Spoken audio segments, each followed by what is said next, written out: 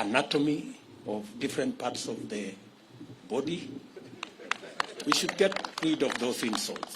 Let us have a healthy competition, a conversation about the economy of our country.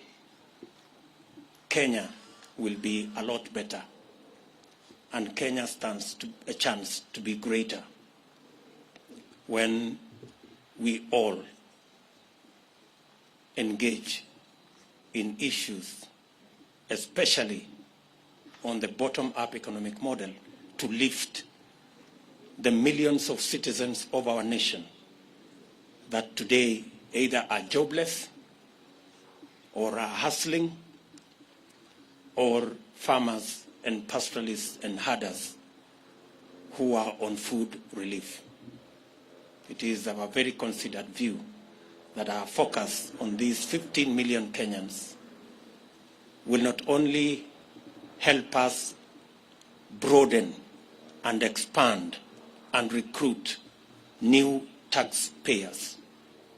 We will have the necessary, they will help us to raise the necessary resources to run government, and also the necessary resources for us to retire debt that is becoming a crisis in our country. I do not wish to say more than that. Let me now request, starting with Alice Wahome, to begin our statement. Alice. Yeah, thank you. Thank you, Your Excellency.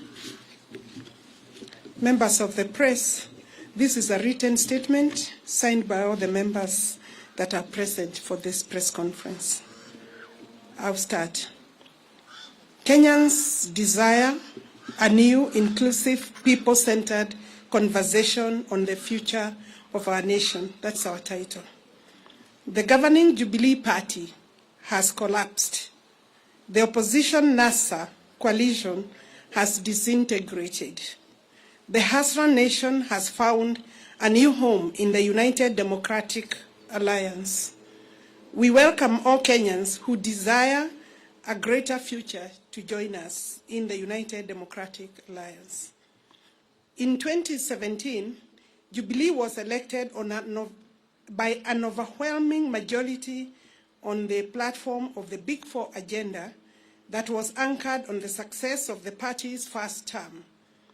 Subsequently, a merger of the governing party and the opposition coalition was occasioned by the handshake that was presented ostensibly as a framework for peace and economic growth.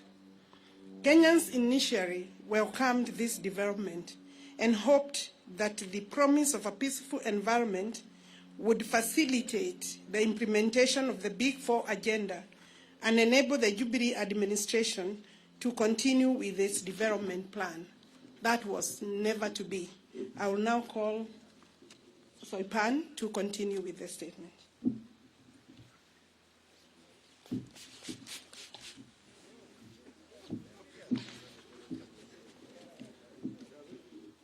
Sadly, this framework degenerated into an unnecessary, arbitrary, selfish, and unconstitutional attempt at changing the Constitution that occasioned unlawful and unbudgeted expenditure of billions of shillings of public resources that are to date unaccounted for and are a subject of the Auditor General's inquiry. Little wonder, a recent survey has shown that 72% of Kenyans believe that the country is headed in the wrong direction. For 4 good years, the country has been engaged in the BBI process, characterized by hubris, chest thumping, blackmail, intimidation, and bribery. In this process, party parliamentary committee leadership and members who were perceived to be disagreeable to this scheme became victims of a vicious purge and expulsion. Besides, the criminal justice system Kenya Revenue Authority and other state agencies were mobilized and weaponized to intimidate, blackmail, victimize, and persecute leaders, business people, and ordinary Kenyans perceived to be opposed to this unconstitutional order, BBI, and its anti-people recommendations. This provided a leeway for the attempted vandalism of the Constitution of our country. Fortunately, the judiciary made a very profound decision affirming the supremacy of the people, their constitution, and independent institutions. Honorable Cecily Mbarire.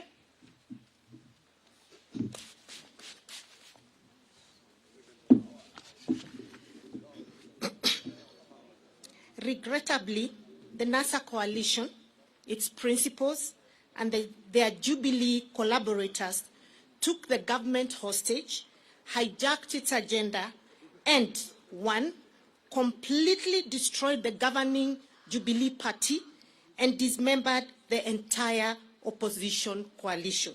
Two, emasculated parliament, undermined the rule of law, threatened the independence of the judiciary, and emboldened impunity. Three, sabotaged job creation, universal health coverage, food security and manufacturing, thus cutting the entire Big Four plan.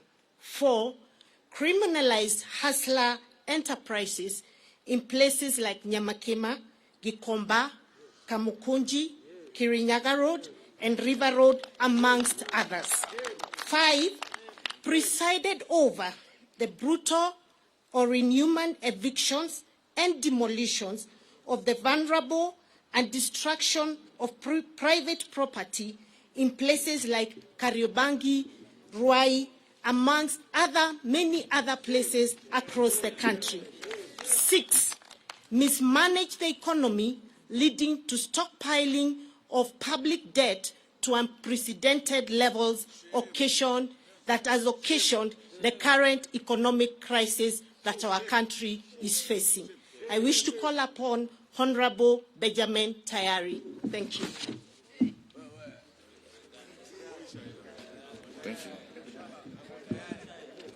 Our approach towards a bottom-up economic and governance model. To address this sad and grim state of affairs facing our country, the Hustler Nation, forged by the people in the diversity from all parts of the country, here represented by leaders from across the political divide, believe in a new economic and political paradigm that prioritizes, one, bottom-up over trickle-down economics. Two, the people over their leaders. Three, empowerment over power sharing. Four, jobs over positions. Five, enterprise over patronage. Six, economic transformation over opportunistic constitutional amendment. I hereby call Honorable Mabonga to continue.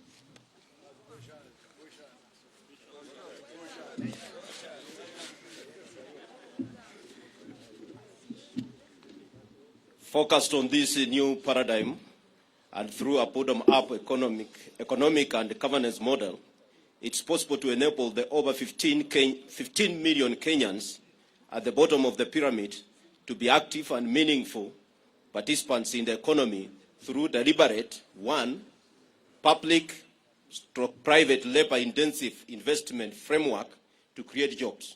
Two, financing instruments and mechanisms to spur, promote, and empower hustler enterprises such as Mama Mboka, hawkers, bodabodas, artisans, artists, among others. And then three, facilitation and enhancement of productivity of farmers, pastoralists, fisher folk, and other actors within agriculture value chain. Number four, implementation of manufacturing an industrial program that prioritizes cottage industries as a multiplier of national productivity. In the meantime, we will continue sponsoring and supporting people-centered legislation and policies that entrench the objectives of bottom-up economic and governance model. And we will also sensitize the public to remove what is in the heads of the majority. May I take this opportunity to invite the leader of majority, Hon Aden Duale, the man of all seasons.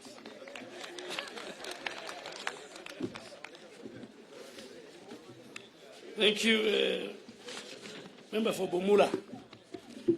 It is our considered view that to open up the economy, and this is on COVID-19 pandemic, as the PG, we have deliberated the matter, and we are saying it is our considered view that to open up the economy and to facilitate economic activity among our people, especially for the millions of hustlers, it is imperative on the part of government to proactively and decisively deal with the COVID-19 pandemic. Currently, our country in the world is focused on the speedy mass vaccination of its population. We expect the Ministry of Health to, without any further delay, to roll out the vaccination of Kenyans with immediate effect, as earlier communicated by government and more so by His Excellency the President. Through mass vaccination, we can save lives and progressively reopen our community, our economy, the way it has been done in many other countries. That is the end of our statement from the parliamentary group. We had 135 members of parliament from both houses. 15 have sent their apologies. We have 2 of our governors, the governor for Turkana, Governor Nanok, and the governor for Nandi, His Excellency Governor Sang. And I think you have heard what the PG has discussed. Any other question you want to ask, if it is not part of our statement, that means it was not an agenda and we will not discuss it. But I think, as the Deputy President has said, mine is to send a message to our competitors, because the election is about 1 year to come. They believe in constitutional reforms and constitutional change. We believe the priority is the economy, and more so the bottom-up economic model. They believe in ganging up and forming tribal chieftain. We believe in a unified, unitary state, politics based on and space created for all Kenyans. They believe in sharing of positions, and that's why you see each one of them. They have no agenda, they have no manifesto, they have no economic model. Some are saying, my business is to deny William Ruto the presidency. That is the agenda of one of the leaders. Another one is so busy with trying to revive NASA and Oka Kenya. So we are saying our manifesto, our agenda is very clear, and we want them also to put in place why the bottom-up model is not good for Kenya, but the trickle-down model that we have lived with since independence is better than what we have. So that should be the discussion. That should be the narrative. So we want the people of Kenya to choose between us and them based on very informed social, economic, political models. That's it, I think. If you have 1 or 2 questions, then before we leave. Yes, from KTN. And it should be something on this statement. Thank you, and very good afternoon. Chris Taylor from KTN. 2 questions. From your statement, you seem to be people who are not happy with the Jubilee Party that most of you members of parliament were voted in. And to an extent of the juniors going ahead, even frustrating the second person in command in the country. Then one would ask, why not call it a day and you all resign? And I can see you have a formidable team go to the ground let and me help you. Let me help you for votes. Let me help you. The second question. The second question. I would like to know the issue to do with PEP, the People's Empowerment Party. There have been reports that there have been some wrangles between PEP and UDA, especially in the Mount Kenya region. And that's the reason why the Gatundu South Member of Parliament, Moses Kuri, is not around. Maybe you can confirm that. I think the first one, let me tell you, the members sitting behind me are members of United Democratic Alliance. We are in Jubilee normally, but the current and the future party of ours is UDA. So any other party, we will not discuss. And I think, too, we will not discuss about the person and the institution of the Deputy President. That was not part of our discussion as a PG. Any other question?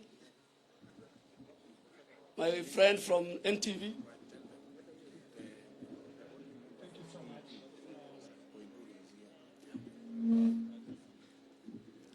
Thank you so much.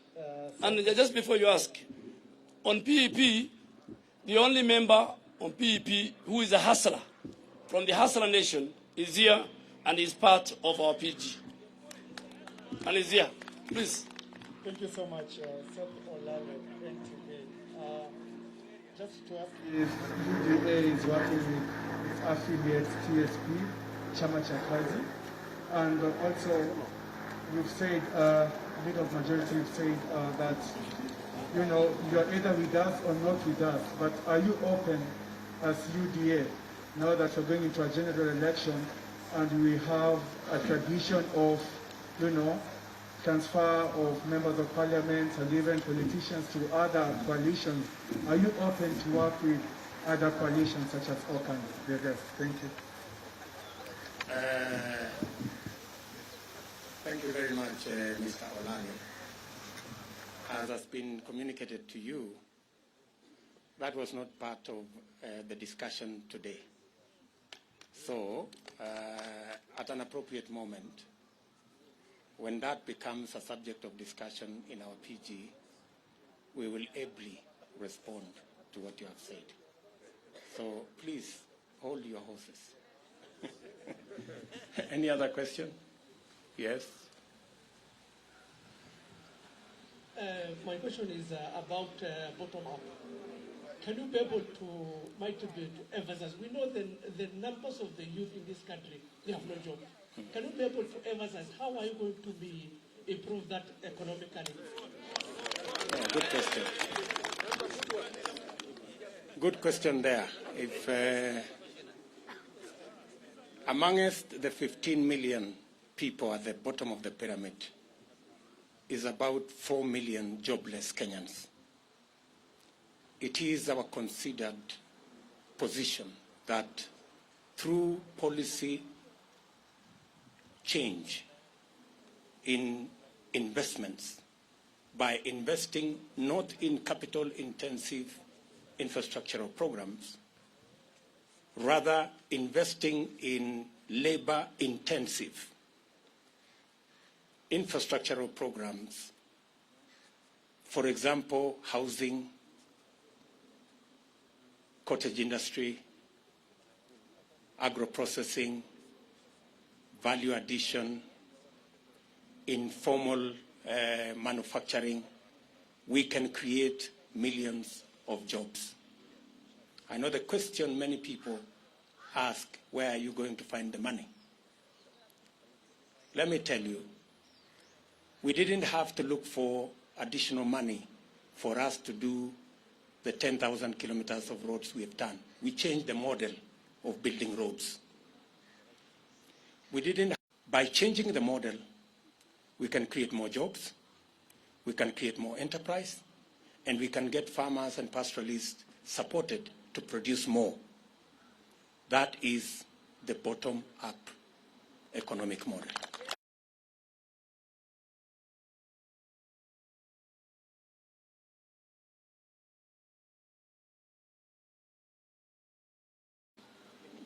In any place, we join parties by choice, and you live by choice. So, one last more.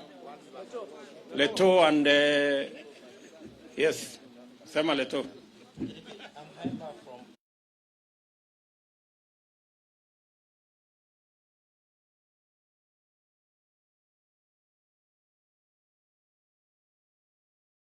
Since you were not in the room where I made that statement, maybe I will recommend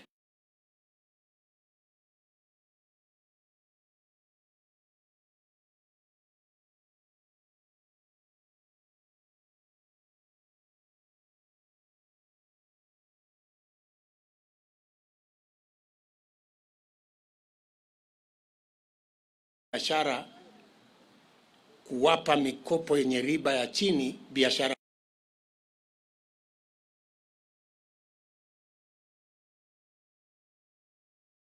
completely kukopa madeni, kwa sababu tutakuwa na pesa ambayo sisi wenyewe kwa kuzalisha uchumi wetu nyingi, na itatuwezesha kuendesha serikali yetu bila ya kwenda kutafuta mikopo.